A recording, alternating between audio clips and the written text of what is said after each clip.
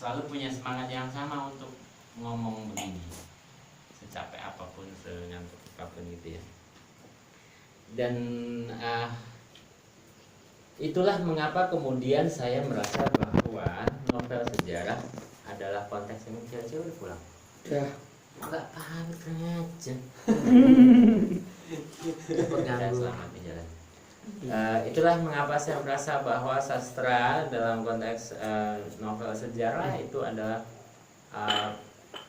media yang relevan untuk menyampaikan idealisme kita, idealitas kita sebagai apapun, aktivis, atau pendakwah, atau guru, dan lain-lain. Saya akan tetap bercerita tentang sejarah yang saya siapkan, yang tadi sudah terkonfirmasi oleh Cak Bah, itu salah satunya adalah sejarah Wali Songo, bukan Wali Songo, 9 Sufi. Saya memaknainya 9 Sufi. Jadi sejarah Islam masuk ke Indonesia, Nusantara selama 800 tahun. Jadi kan yang dilakukan Sunan benar, Sunan Ampel ya? Betul nggak? Salah. Sunan Ampel betul. Sunan Ampel ini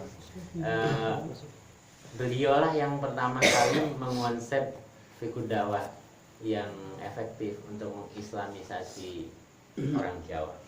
Tapi sebenarnya ratusan tahun sebelum beliau, para pendakwah itu sudah datang di Indonesia berkali-kali tapi gagal. Nah, saya ingin mengungkapkan sejarah itu dalam 4 buku, judulnya 9 Sufi. Ada sebuah teori saya, ya, teori orang itu deh, pertama kali dari buku apa? Atlas Wali Songo. Tapi saya sendiri mempunyai teori juga bahwa ada orang-orang Muslim yang sudah mencoba mendakwakan Islam itu sejak abad-abad pertama Hijriah, tapi tidak pernah seberhasil Sunan Ampel. Karena Sunan Ampel kan dia sudah mengonsep mau seperti apa, mungkin belum berbentuk pesantren seperti yang kita kenal, tapi sudah berupa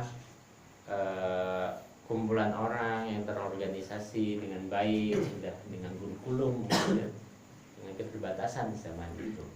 Nah, itu saya akan selalu berusaha untuk membicarakan Islam dari sisi humanisme.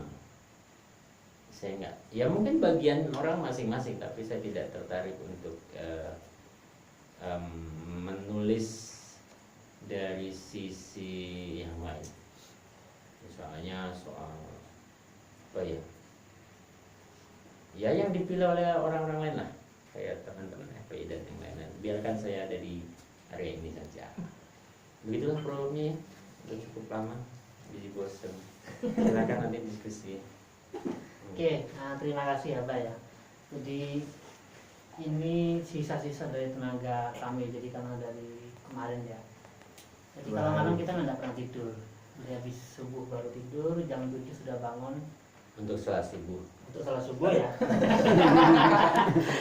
Jadi jam 8 sudah harus ke forum gitu ya. Jadi berapa forum tadi terakhir itu pagi sama Ratohir di pondok sampai hampir duhur, setelah itu sampai jam 2 lebih baru selesai.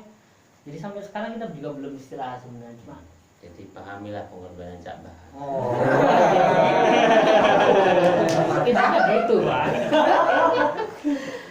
Teman-teman sekalian, sahabat-sahabatku, jadi apa namanya, itu hanya sekedar prolog ya. Jadi sebenarnya kalau diskusi dengan beliau itu akan panjang lebar karena beliau ahli baca. Jadi apa yang belum saya baca beliau sudah baca sebenarnya. Oh, kok kitab kuning saya tidak baca. Ya kan kitab apa yang lain sudah dibaca. Jadi itu kenapa beliau suka sama sejarah kan gitu ya. Meskipun kita sering settingan lah. Ada beberapa yang berumah sendiri enggak? ada beberapa buku yang mungkin akan terbit ya pada tahun-tahun ini mungkin. Nah, untuk itu kita tidak usah terlalu formal lah. Saya tidak ngerti apakah teman-teman Kayaknya dari tadi udah nggak formal aja. apa namanya, ada hal yang ingin diungkapkan mungkin ya, meskipun hanya mungkin beberapa dari sahabat-sahabat yang baca buku itu. Padahal buku beliau ini sangat banyak sekali, mulai dari Kalau ingin ngerti biografi beliau, teman-teman bisa baca Sewindu misalnya. Ada tulisan beliau juga bentuknya faksi, BT After Married ya. Oh, itu udah buku terpaksa. Kalau Samita saya sudah baca, sejarah yang Laksamana Cengho sudah baca. Ada juga Citra Rasmi. Citra Rasmi itu novel tentang dia Pitaloka yang di Bandung itu. Dan yang paling berkesan sebenarnya adalah Kinanti, Galaksi Kinanti. Karena buku itu Mirip dengan kisah cinta saya. enggak gitu-gitu juga gitu. Apa itu buku yang kalau sahabat-sahabat ngerti komunitas di Tasaroge ada namanya grup WA. Jadi saya kenal beliau pertama kali itu karena saya beli novel Muhammad yang ketiga. Pesan online, kemudian dimasukkan grup, kemudian ada diskusi online, kajian kepenulisan online via WA waktu itu. Kalau tidak salah itu dibikin tanggal 5 Januari 2006. Wah, hebat. Kalau tidak salah nanti tak cek lagi kalau salah. Di sampai sekarang grup itu masih ada. Dan tiap malam Sabtu kita ada kajian online. Jadi ada materi yang dibeber oleh Abah Tatarobika. Kemudian teman-teman yang ikut tuh absen dulu. Nanti ada moderatornya di grup itu. Acungan tangan siapa yang mau absen dulu yang mau hadir waktu itu. Mbo hadirnya dia sambil tidur, mbo sambil ngolkan. Pokoknya absen dulu di grup itu. Setelah itu ada moderatornya, biasanya Jazuli sebagai RT Keluarga Cinta yang sekarang di Banyuwangi. Kenal? Ini nggak ada yang kenal ya. Oh. Kemudian dibukalah, materinya ditentukan. Jadi kadang Abah Tatarogika yang ngisi. Pernah sekali waktu Fahad Jibran. Kalau teman-teman suka novel ngerti mungkin Fahad Jibran, Fahad Devi Pak ya. Dan beberapa penulis jadi diundang, dimasukkan. Setelah selesai diskusi dikeluarkan lagi dia. Itu kan salah satu caranya efektif bahwa kita tidak bisa ngumpul, tapi kita serius belajar. Dan kita benar-benar mencari, misalnya pematerinya nyuruh tolong carikan bentuk strike news di koran. Ya kita cari, kita jumpai. Tolong misalnya carikan bentuk lead adegan ya, saya ingat ada informatif macam-macam cara membuat paragraf awal itu dijumpai. Sudah kita cari betul-betul serius, artinya kita tidak hanya absen kemudian tidur, enggak. Karena kita kan nggak pernah ketemu, itu online.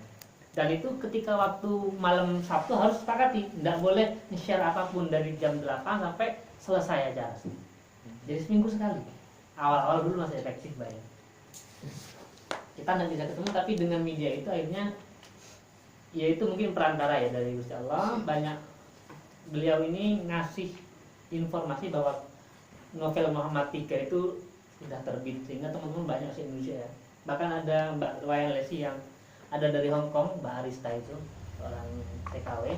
Kemudian ada Mbak Wayan Lesi dari Singapura, dan itu banyak se Indonesia yang biasanya ketemu tahun sekali yang disebut dengan Olimpiade Cinta. Cuma tahun kemarin karena dalam tanda kutip ketua panitianya gagal sehingga tidak bisa kan gitu. Siapa ketua panitianya? Tahu semua gitu. Bukan gagal lahiran. Ya, ada beberapa hal lah, kendala. Bukan karena tahun politik, kendala. Nah, gitu, Pak. Nah, sahabat-sahabatku sekalian, apapun yang disampaikan beliau yang sangat singkat itu, sebenarnya beliau sampai jam 3 pun siap kalau mau ngobrol. Cuma Ya, kasihan ya, memang dia lebih paham daripada saya. kan gitu. Sudah Enggak, masalahnya tadi itu sudah, Mbak ini mau berhenti, tetap aja karena beliau sangat semangat kalau sudah berbagi ilmu ya, sangat lupa waktu kan gitu. Tapi nggak lupa sholat, meskipun jam 7 sholatnya. Ente. Saya setengah 7. Sorry pada suri kawanan. Kata Gus Muafik ya begitu, Bang. Bangun jam 8 ya jam 8. Gitu ya sahabat. Untuk itu monggo siapapun saja yang gantian saja yang mau ngobrol, mau nanya silakan apa gitu loh ya. Enggak apa-apa.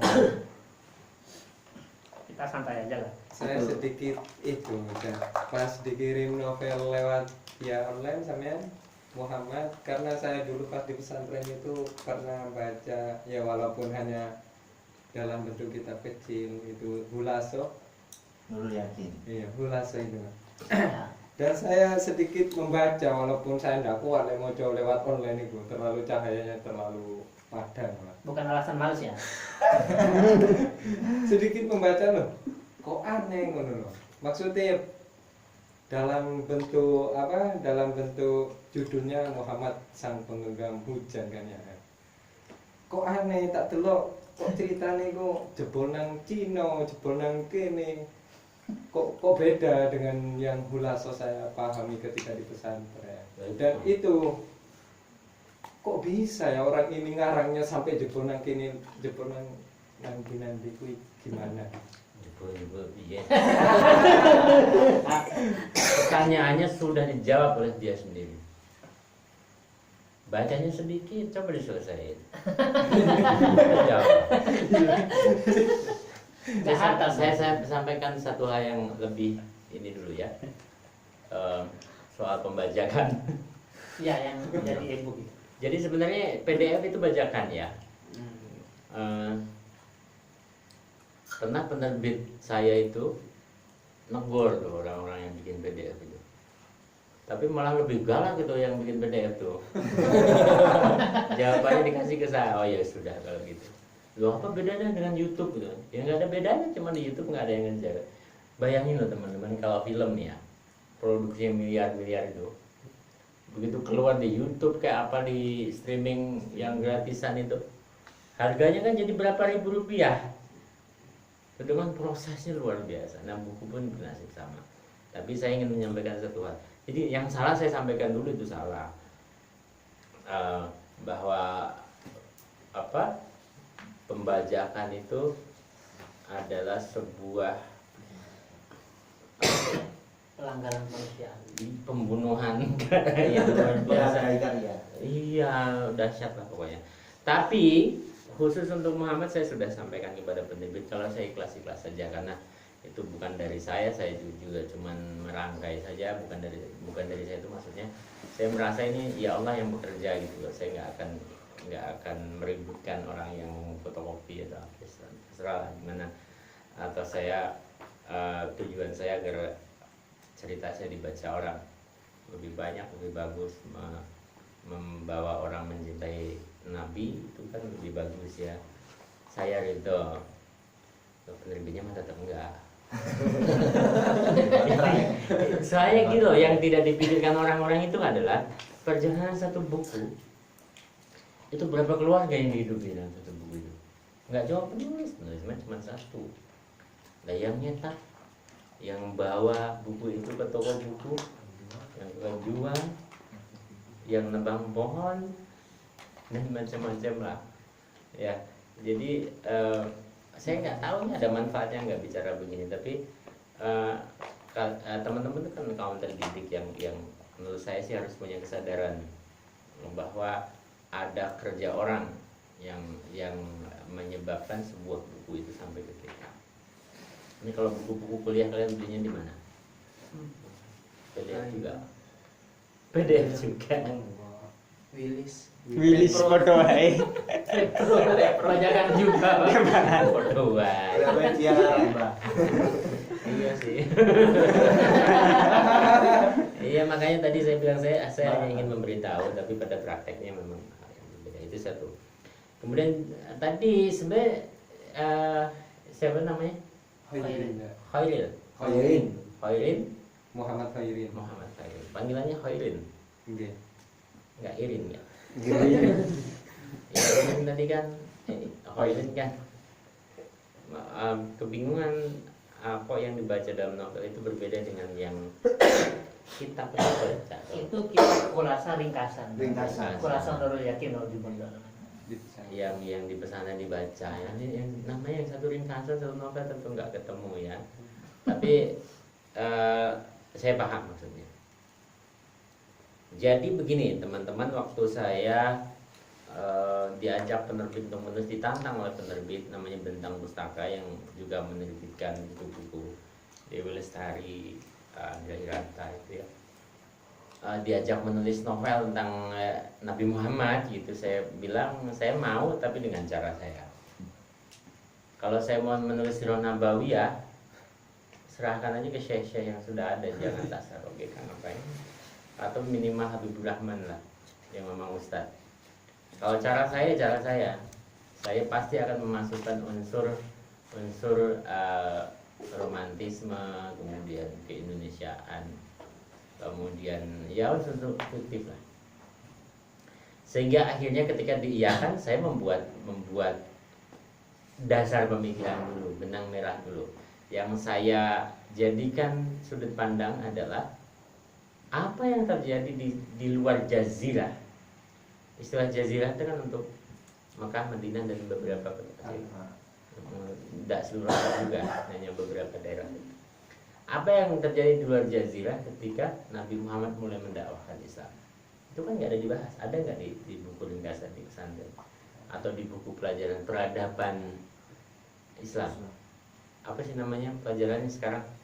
SPI ya, sejarah peradaban Islam ya. Nggak ada.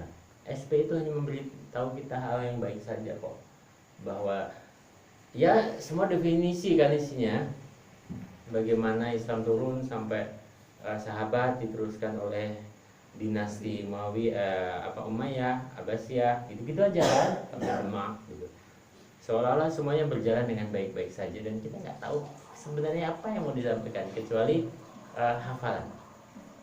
Betul tidak? Anak-anak aliyah itu yang ada hafalan, mereka pusing dengan itu. Besok ujian baru dihafalin tahun nama. Ya, tidak mencintai sejarah itu tidak ada yang bikin kita termenung. Emangnya sejarah sudah memberi kita apa? Nah itu kan jadi PR besar. Sejarah Islam sudah ngasih kita apa sih untuk bersikap hari ini?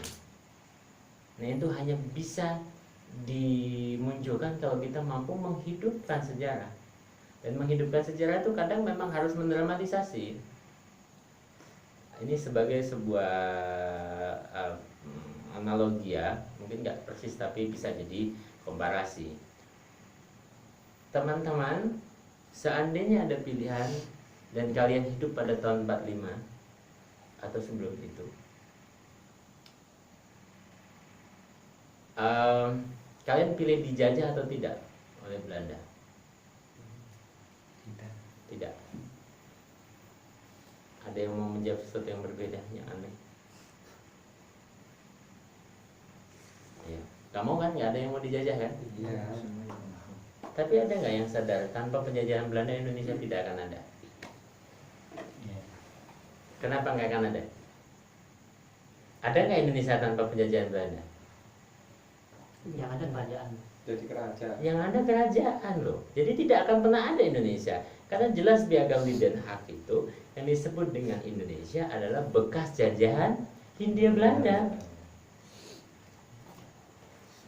Dan Soekarno itu tahu banget.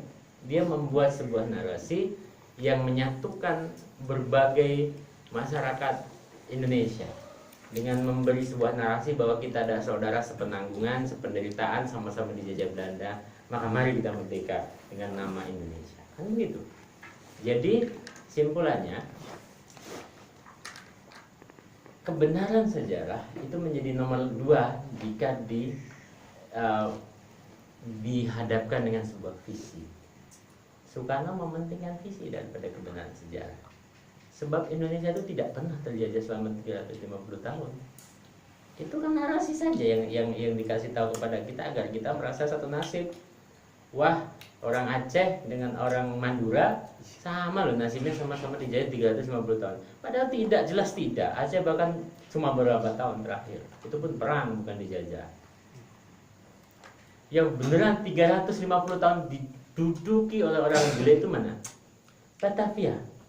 Dan Batavia itu nggak segede Jakarta sekarang, cuma Bekasi dan sedikit lah gitu. Di luar itu tuh nggak ada yang beneran 350 tahun. Kalau yang disebut penjajahan loh ya, karena yang terjadi di Jogja, di Solo itu kan tidak murni sebuah penjajahan, bahkan kerjasama kan, negara boneka. Tapi Soekarno melihat lebih penting visi. Visinya apa tadi? Kemerdekaan. Kemerdekaan, membuat sebuah negara bernama Indonesia. Nah, filosofi itu yang mendasari saya ketika menceritakan Muhammad. bahwa visinya adalah menghadirkan Rasulullah di setiap rumah kaum muslim dan memperkenalkan kembali Nabi Muhammad kepada orang non muslim. Saya tidak mungkin tapi mengarang cerita tentang Nabi Muhammad. Dan terus saya mau menyampaikan apa? Visi saya apa dong kalau begitu?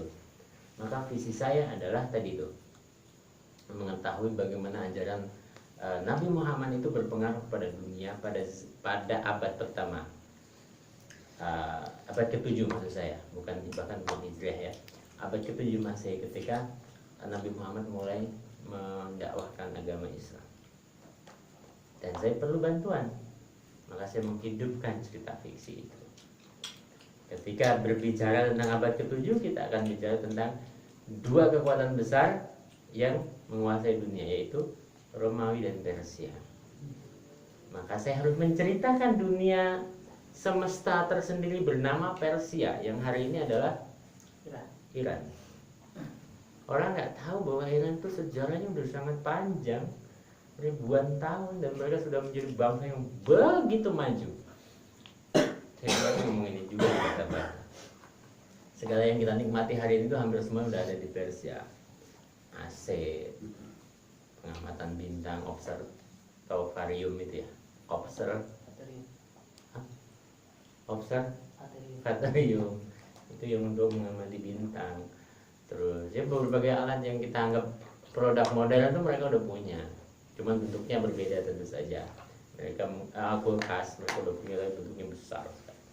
Nah itulah, maka saya menghidupkan Persia. Berarti kan saya butuh karakter untuk menyampaikan itu kepada pembaca.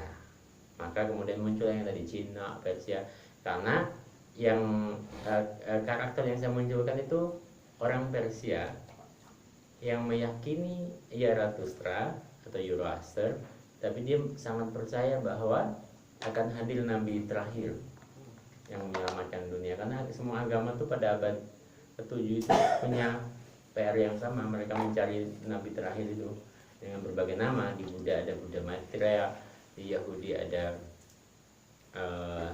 di Kristen ada sang penyelamat, di Yahudi ada yaitu Asvat Ereta, itu di Zoroaster dan lain-lain.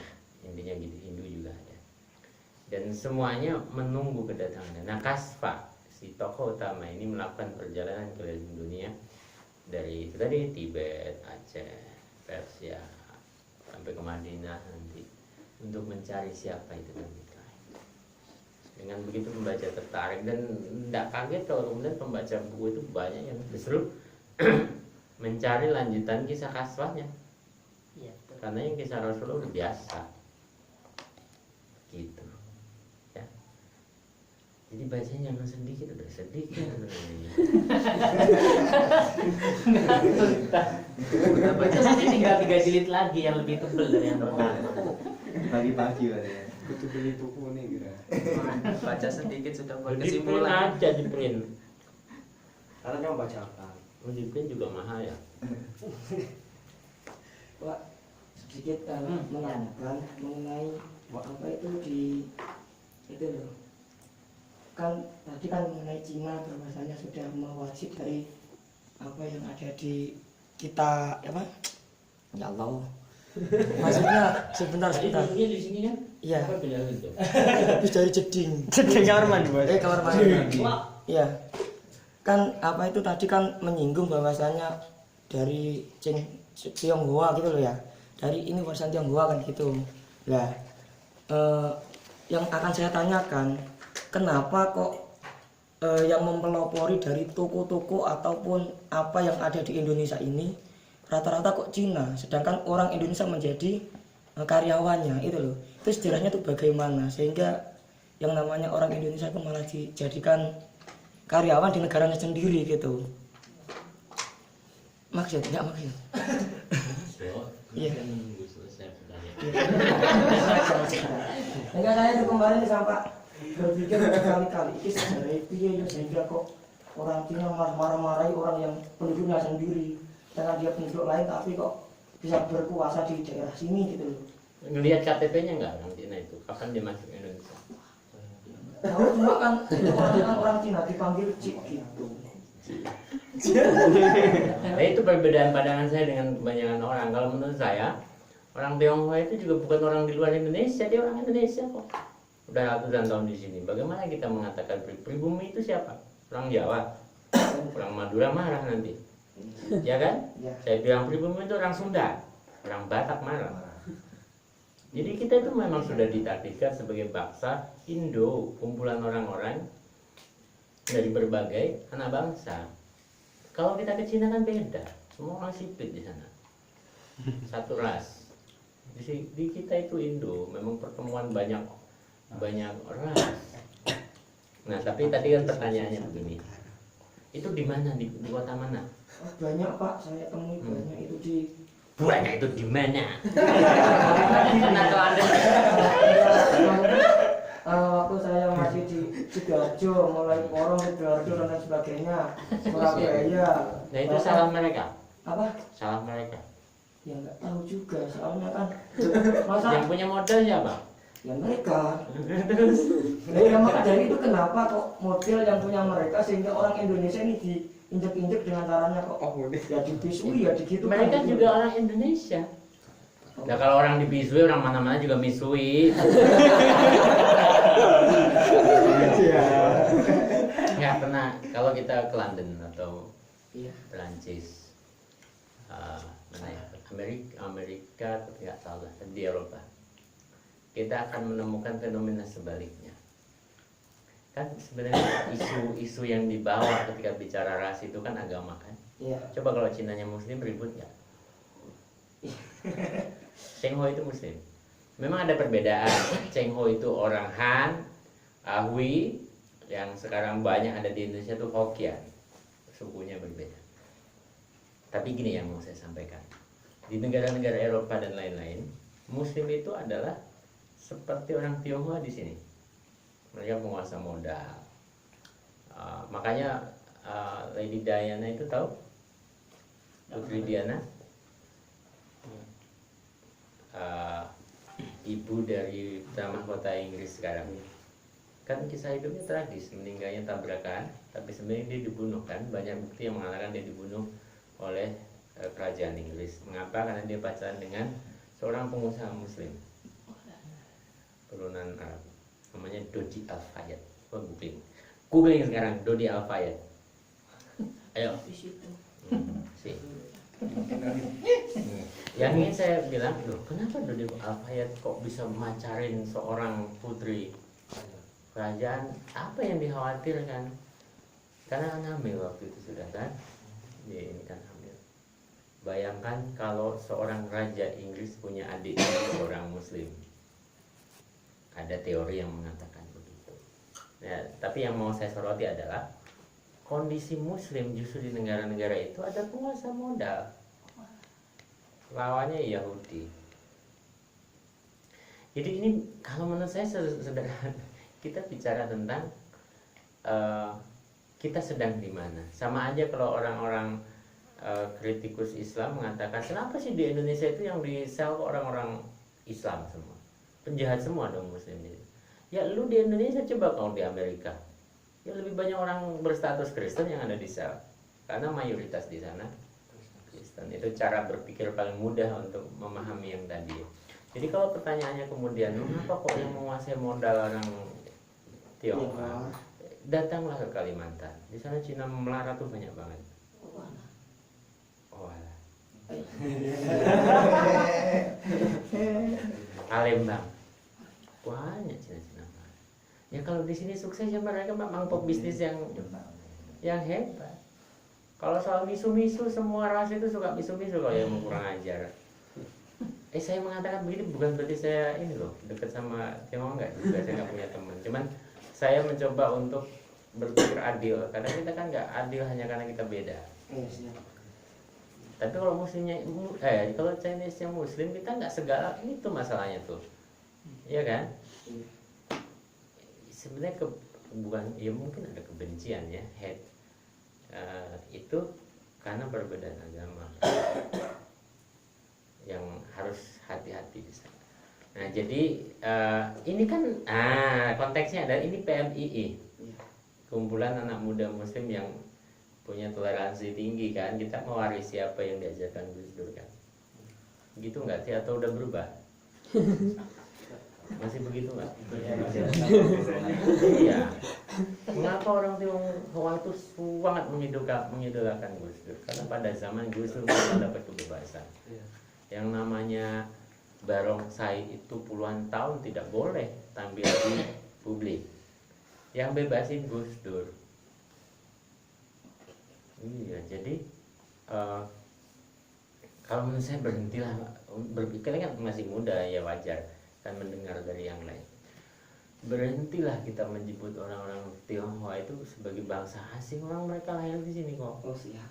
Kalau mereka, loh, tapi kan mereka memakai bahasa apa itu? Mandarin. Mandarin, padahal bukan bahasa Mandarin itu.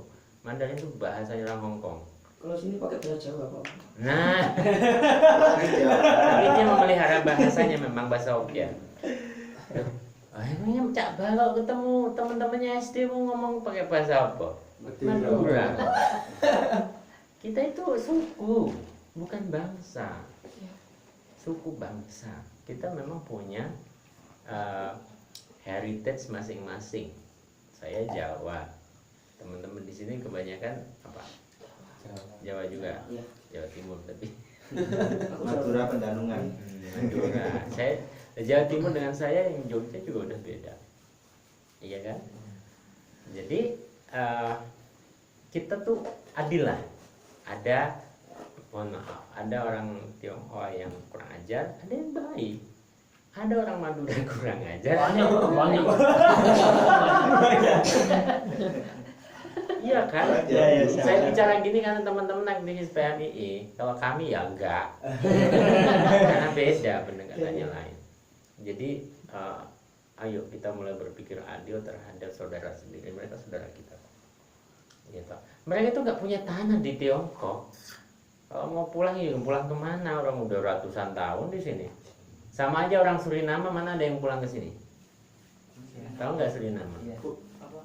Suriname tahu? Orang Jawa yang diasingkan ke Iya. Suriname. Sebenarnya bukan diasingkan. Jadi mereka ini pekerja zaman penjajah Belanda sebelum ada Indonesia. Jadi mereka nggak bisa bahasa Indonesia. Mereka orang Jawa yang hidup di sana. Komunitasnya membesar, bergaya bule, tapi semuanya masih Jawa. Bahasanya Jawa, namanya Jawa, cuma di mix sama nama Kristen. Jadi tapi mana ya? Apa mereka akan pulang ke Jawa? Ya udah nggak punya, mbak satu dua masih punya keluarga, tapi dia pasti memilih untuk tetap tinggal di Suriname. Kok nggak ada yang masalah ini? Pulang kalian ke Jawa enggak tuh? Orang Suriname baik-baik saja. Kok kita hanya karena kalah ekonomi terus? Ya udah bikin ekonomi yang lebih baik, ekonomi keislaman apa-apa kek. Kenapa kita malah jadi menyerang rasnya? Ini nggak ada hubungannya sama Ahok ya. Kira saya membela Ahok. Tapi nggak apa-apa kita bicarakan Ahok sedikit. Tadi pun saya bertanya sama teman-teman, apa yang terjadi kalau Ahok masuk Islam? Apakah kita masih akan membenci dia sama mampus itu? Kalau dia masuk Islam, kan ada kemungkinan dia mau nikah sama orang Muslim. Apa yang akan kita lakukan? Saya kalau lagi ngomong gini karena teman-teman PMI, aktivis PMI,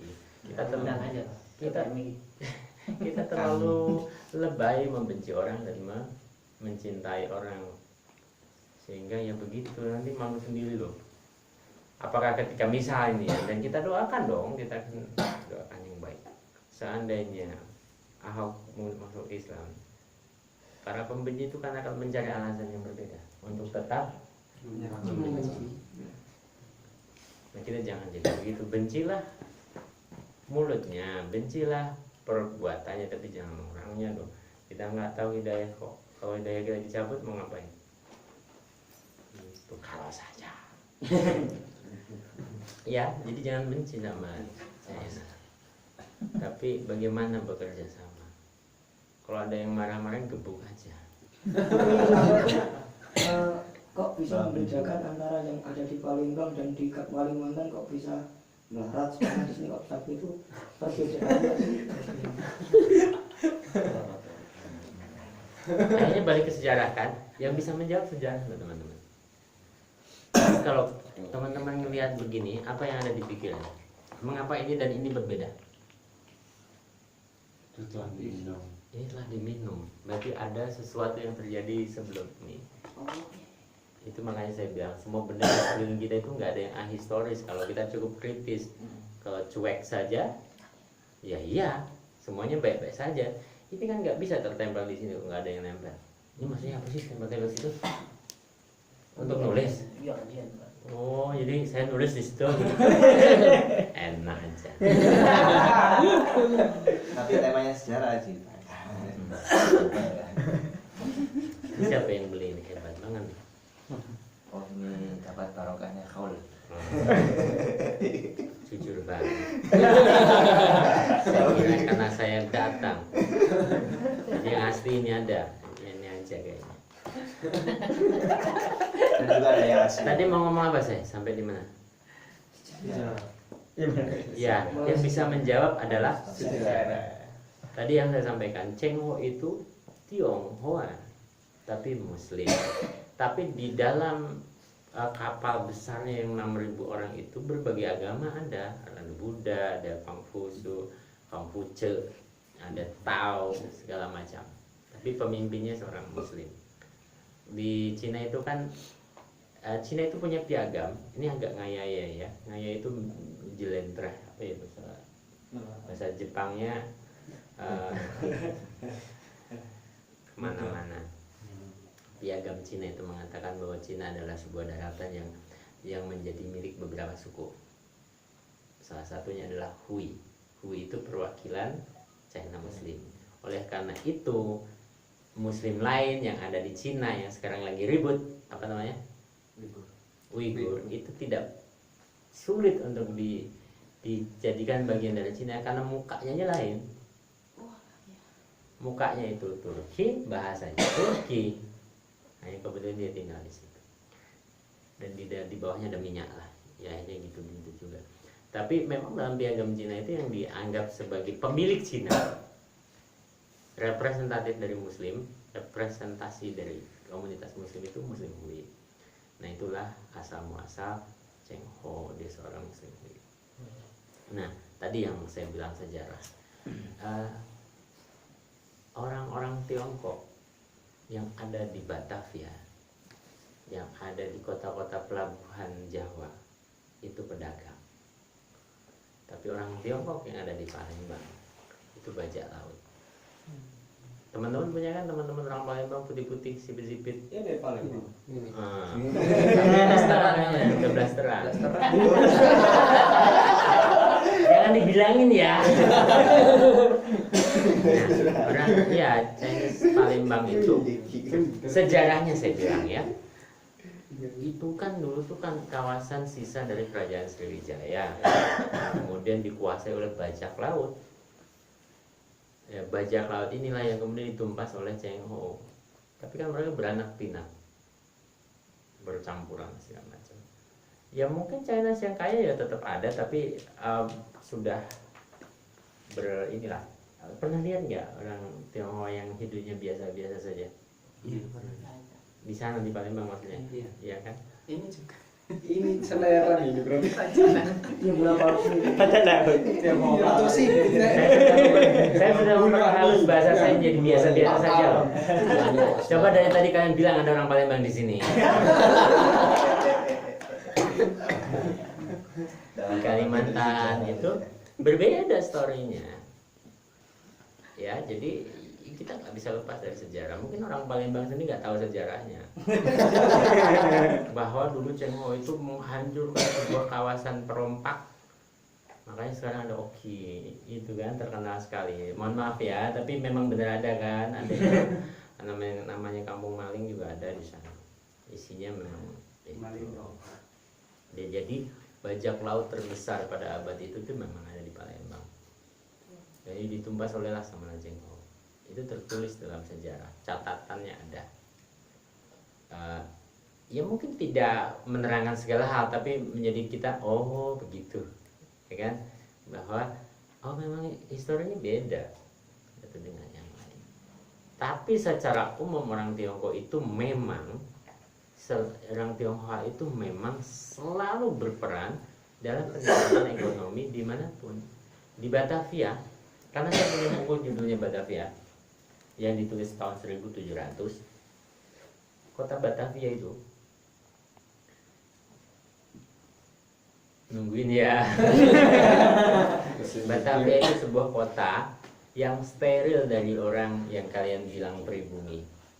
Orang pribumi itu apa dah, udah susah. Orang Batavia itu isinya orang Batak, orang Bugis, orang Jawa dan lain-lain. Kalau itu dianggap sebagai pribumi ya orang-orang itu yang nggak boleh masuk. Di Bandung, kalau kalian hari ini ke Bandung ya, naik yang namanya bis bandros itu. Tahu nggak bis bandros yang kayak di London itu yang merah? Kalian belum pernah ke London ya? Sama.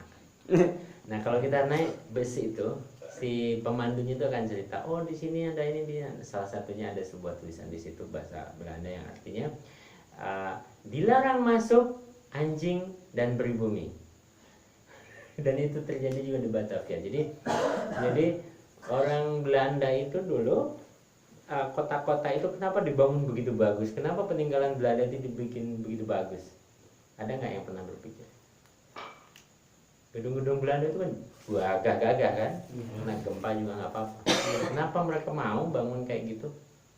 Ya karena mereka berpikir tidak akan pernah meninggalkan Nusantara. Ya kan mereka nggak tahu bakal terusir habis-habisan. Nah, Batavia itu ada sebuah kota yang di dalamnya ada sebuah peraturan dan tingkatan-tingkatan masyarakat. Orang kita itu jadi budak. Jadi yang masuk ke Batavia itu hanya yang menjadi budak. Itu pun hanya nggak boleh jalan-jalan menikmati itu, nggak bisa mengikuti bosnya aja. Tapi ada sebuah suku, ada satu suku yang dibolehkan masuk di luar bule-bule itu. Tahu nggak sebab? Tionghoa. Sebab Tionghoa itu adalah suku yang menghidupkan ekonomi Batavia. Jadi ya kita mau ngomong apa deh, memang orang Tionghoa pandai berdagang kok. Mereka yang menghidupkan berbagai daerah di Nusantara ketika itu, dan itu kan terus diturunkan hingga saat ini. Kalau kita mau mengkritisi ya ciptakan lapangan kerja baru. Jangan mengkritisi, udah modal-modal dia toko-toko dia, kita mau ngapain? Ya kan? Iya, lawan dengan misalnya bikin basmalah. Ya, Malah. Ya itu kan perlawanan yang jelas, Mas Tas. Indomaret. Indomaret masih nah itu. Bimar. NU. 212 mat. 212. yang beli ya Bimar Sableng.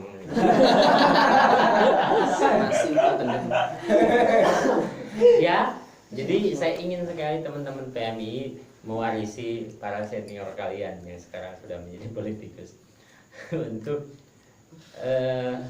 tadi, untuk tidak membenci kita. Pokoknya kita mikirnya bagaimana mengubah nasib umat ya dengan kecerdasan.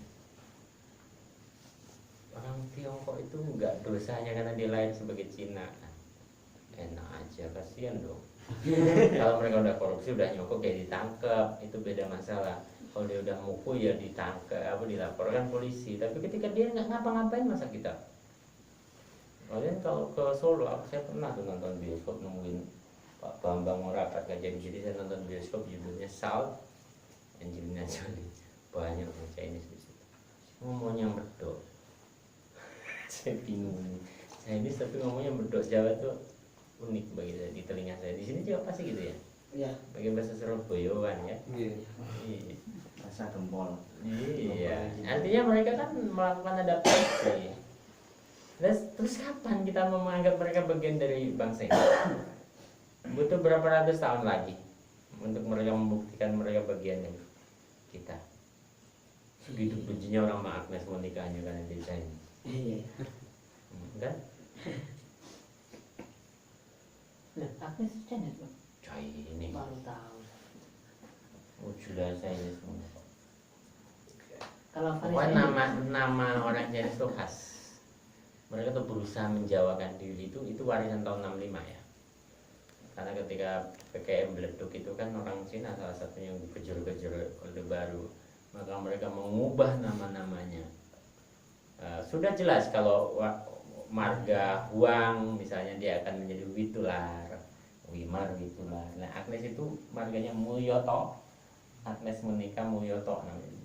Lebih jauh dari orang Jawa nama-nama Chinese. Kasihan ya, kalau saya mah kasihan ya. Kasihan cara itu ya. Kalau mereka maunya kok bergaul dengan kelompoknya sendiri, lah kita emang enggak. Coba orang Madura punya itu Madura United.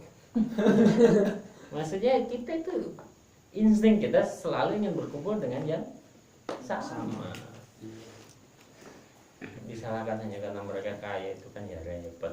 Kita menutupi kelemahan kita yang tidak bisa bersaing secara ekonomi dengan membenci. Ya. Begitu panjang jawabannya. Lu nanya rokok wah ya. Saya tanya, Saya yang dikasih asap pasif. Munir itu Demak rumahnya, Mas. Siapa? Munir yang tanya. Munir? Demak. Ini Munir yang ketiga hari ini saya. Enggak mau ini mau. Enggak tadi di sana ada 2 Munir kan sekarang. Wah, dua ketiga mlebu novel gue rekonin. Munir orang Demak ya. Demak itu penuh dengan sejarah kan. Oh iya. Sejarahnya apa? Cukup. Hah? Seneng cukup. Sama siapa itu? Yang Santang. Iya. Kali kuning Demak Sama. lagi. Kadang masih bagus tuh. Ayo apa sejarah ini? Piye. Orang Flores ini aja. Ya sini Demak. Raden Patah. Ayo silakan. Enggak. Ada yang tanya kenapa kok jenengan pakai nama Tasaru? Enggak penting kan pertanyaanmu. Tahu nggak nama aslinya Vanessa Angel? 80 juta. Kan bukan nama asli. Gak tahu. Gak pernah Kalau perlu emang mau nanya yang itu. Gak pernah booking juga. Gak pernah booking. Jemput ngasih rezeki tadi. Kenapa itu kan pertanyaan yang aduh. Lihat jawabnya. Itu kan nama saya. Oh iya, gimana? Itu nama saya. Singkatan. Itu bukan nama palsu, nama saya cuma disingkat. Itu kan banyak banget Jokowi, Jokowi Dodo, DP, Dewi Persik. Apanya yang aneh? Singkat JKW. Nah, saya Tasaro, nama KTP saya disingkat jadi Tasaro. Barangkali sudah melalui tirakat. Akhirnya guys cocok sih nggak terkenal. Ya mungkin. Enggak, saya dari SMA pakai nama itu. Ya SMA kayak saya memang sudah menyiapkan diri dari dulu. Saya bikin tanda tangan kira-kira kayak nanti banyak deh yang minta tanda tangan. Serius itu dari SMA saya menyiapkan itu. Niat banget jadi artis gagal tapi. Yang kepake tanda tangan. Kalau GK itu emang ngambil dari Gunung Kidul apa sengaja Enggak. jadi kiper? Hah? Jadi kiper. Kiper kan istilahnya gitu. Goalkeeper. Kalau di PlayStation. Goalkeeper. Artis itu ya mainnya PlayStation. Enggak, GK itu bahkan nggak ada artinya sebenarnya awalnya. Karena waktu itu saya ngeluarin novel judul Galaksi Kinanti yang disingkat GK, kebetulan saya ngomong gitu ya GK. Jadi kalau ditanya, kita serah aja lah mau jadi apa. Ganteng kalem juga oke, Pak.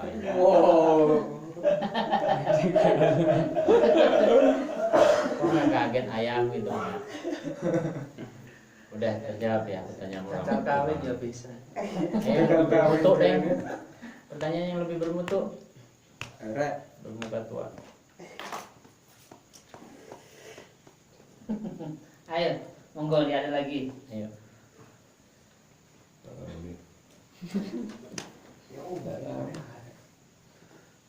Ayo nggak pulang nih saya. Pulang kemana tuh? Tiket aja belum dapat ini mau pulang kemana cak? Iya. Ya kita sih. Kalau kegiatan sehari-hari di kampung halamannya ngajar. Bentar ya, ini soal ketik kita. Siapa namanya? Orang sakit.